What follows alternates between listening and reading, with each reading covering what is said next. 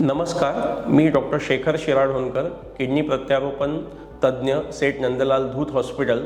आपणास या वर्षीच्या वर्ल्ड किडनी डेच्या निमित्ताने हा संदेश देऊ इच्छितो की यावर्षीचे जे थीम आहे की आपल्या किडनी निरोगी आहेत का.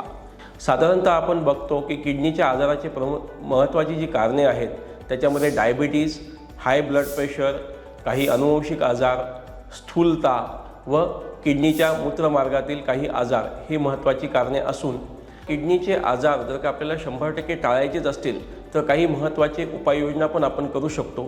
ज्याप्रमाणे की आपल्याला दिवसातून कमीत कमी 3 लिटर पाणी पिणे महत्त्वाचे आहे. कुठलीही वेदनाशामक औषधी ही डॉक्टरांच्या सल्ल्याशिवाय घेऊ नये. आपले वजन नियंत्रणात ठेवणे, नियमित कमीत कमी 40 ते 45 मिनिटं व्यायाम करणे व कुठल्याही किडनीच्या आजाराशी निगडीत लक्षणं वाटली तर त्यावेळी योग्य वेळी डॉक्टरांचा सल्ला घेणे व ज्यांचे वय 40च्या वर आहे त्यांनी नियमितपणे दरवर्षी आपली आरोग्याची एक तपासणी करून घेतली पाहिजे. हे करणे अतिशय गरजेचे आहे. धन्यवाद.